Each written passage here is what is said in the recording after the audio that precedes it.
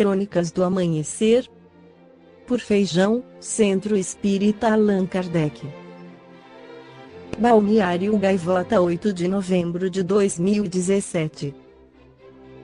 Xenofobia na Europa é preocupante, afirma Papa Francisco. O Papa Francisco disse nesta sexta-feira 22/10 que está preocupado com o aumento da intolerância, da discriminação e da xenofobia na Europa. O líder católico apontou o despreparo das sociedades e as políticas nacionais inadequadas como os principais causadores desses sentimentos. Não escondo a minha preocupação com esses sinais de intolerância, discriminação e xenofobia que aparecem em várias regiões da Europa. Isso nada mais é que temor, medo, do diferente, do estrangeiro, comentou o argentino Jorge Mario Bergoglio, em uma audiência no Vaticano com diretores nacionais de pastorais de imigrantes. Preocupa-me ainda mais o fato da nossa comunidade católica na Europa não estar isenta dessas reações de defesa e rejeição, justificadas por um dever moral de conservar a identidade cultural e religiosa originais, apontou o Papa. De acordo com Francisco, essa situação é gerada por um momento histórico de crise econômica, que deixou feridas profundas, agravada por um despreparo da sociedade em acolher imigrantes, com políticas nacionais inadequadas. Mesmo assim, Bergoglio reforçou o pedido que faz desde 2013, quando foi eleito Papa, para que as comunidades católicas e líderes políticos promovam o acolhimento de estrangeiros e sua integração social. O verbo acolher se traduz em vários outros verbos, como ampliar vias legais e seguras de entrada nos países, oferecer assistência básica inicial adequada e decoroso, e assegurar a segurança pessoal de cada um, comentou. O medo que o ser humano normalmente tem ao que é diferente, mascarado em forma de aversão ou ódio.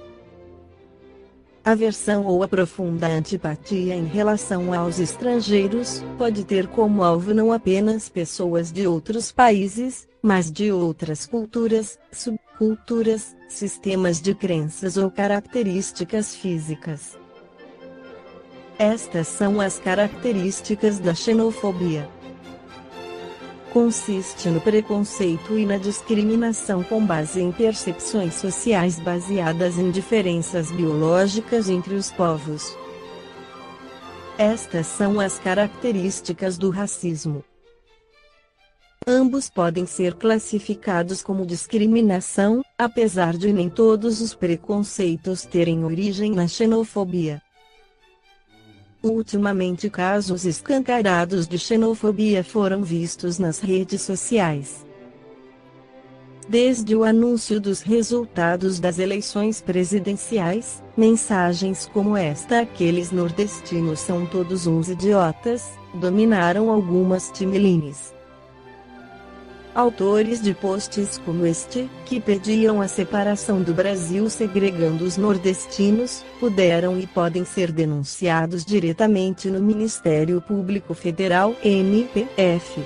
A questão 799 da obra O Livro dos Espíritos de Allan Kardec esclarece por que meios pode o Espiritismo contribuir para o progresso ao destruir o materialismo, que é uma das chagas da sociedade. Ele faz os homens compreenderem onde estão os seus verdadeiros interesses. Por não estar mais velada pela dúvida, o conhecimento da vida futura será apreendido pelo homem, que entenderá que pode assegurar o seu futuro através do próprio presente.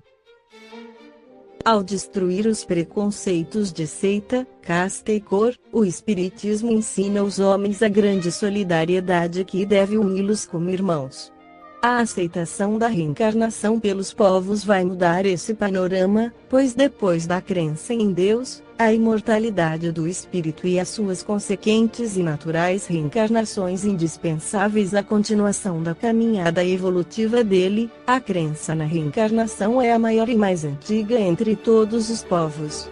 É o que constatou a Universidade de Oxford, Inglaterra, que criou uma equipe, a pedido da Igreja Protestante Anglicana, para pesquisar o fenômeno da reencarnação em 212 países, cujo resultado foi que cerca de 3/4 da população do nosso planeta creem nas vidas sucessivas, independentemente de religião. E o homem de Neandertal, de cerca de 200 mil anos, já sepultava seus mortos em posição de feto no ventre materno, como símbolo da sua crença de que os espíritos deles renasceriam para uma nova vida entre eles. O que falta é nos relacionarmos com os nossos irmãos de outros países como se fossem vizinhos que partiram para uma jornada e estão voltando através da reencarnação pedindo abrigo. No Livros dos Espíritos, pergunta 132, Allan Kardec questiona os espíritos: qual o objetivo da encarnação dos espíritos? Resposta: Deus lhes impõe a encarnação com o fim de fazê-los chegar à perfeição. Para uns, é expiação, para outros, missão.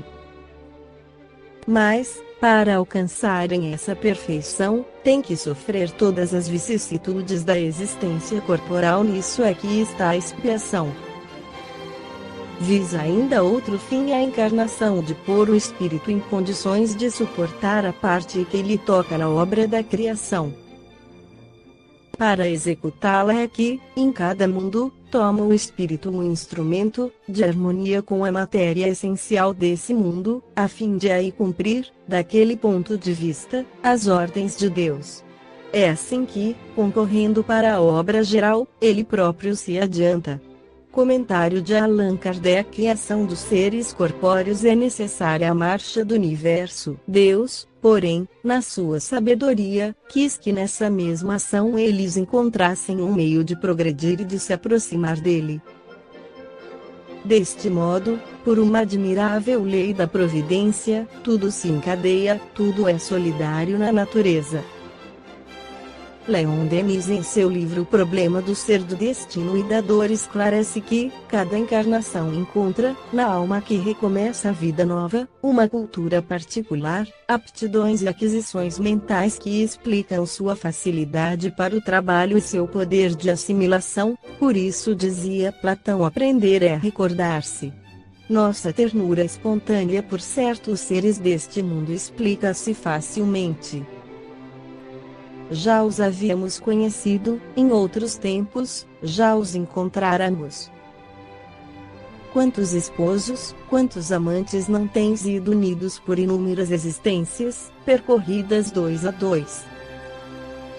Seu amor é indestrutível, porque o amor é a força das forças, o vínculo supremo que nada pode destruir.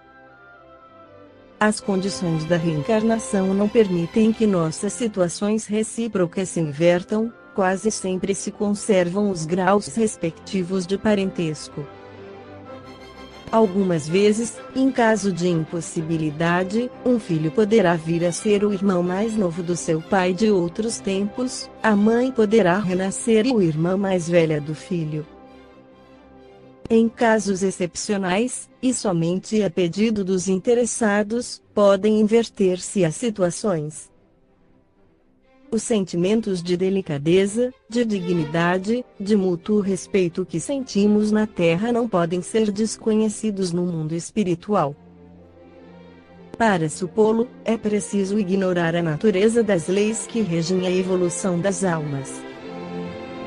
O espírito adiantado, cuja liberdade aumenta na razão direta da sua elevação, escolhe o meio onde quer renascer, ao passo que o espírito inferior é impelido por uma força misteriosa que obedece instintivamente, mas todos são protegidos, aconselhados, amparados na passagem da vida do espaço para a existência terrestre, mais penosa, mais temível que a morte. Esta